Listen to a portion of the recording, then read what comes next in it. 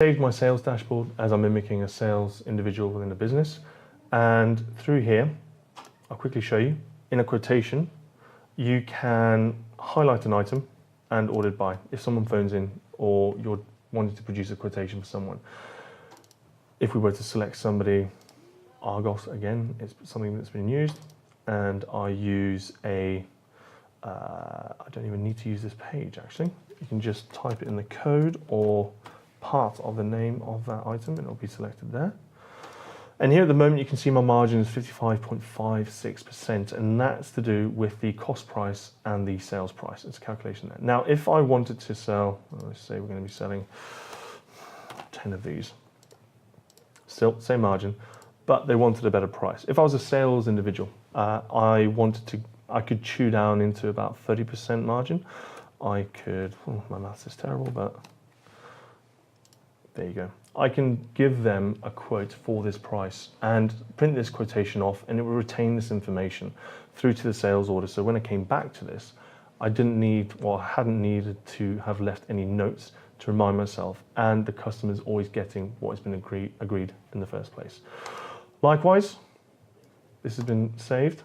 If I go back to my home screen and leave this page, don't need that information. If I'm to generate a sales order, same thing happens, item and the margin. So again, Argos, item CM1. I can again give them a 10% discount if I need to.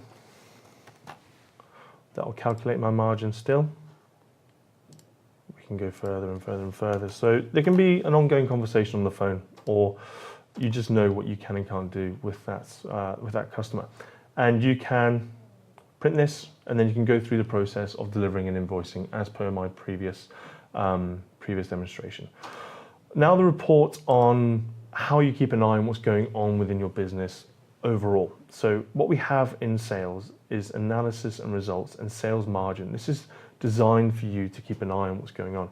And here you can see per item, and you can group this by item, item group, order number if need be, who it's been ordered by, or if your salespeople, you want to have an insight if one of your sales individuals is giving more discounts than normal, you can then filter by this. And okay, only 2 people within this environment, but you can see that Joanna is not giving much of a margin, whereas a guy called Cameron is making a profit. If we go back to the screen, sales margin. If we then go by item, you can see how well the margins are within each of our items. The revenue, costs, margin, and then it calculates the percentage for you. You can drill further into these and you can see the details. So if I click on here, you can see exactly what was done, with who, and at what date, the costs associated with it. If I close this,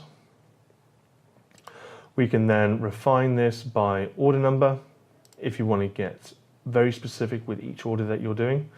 And you can further refine that by order number, by item, and using these different filters, you can then go through the process of refining these reports.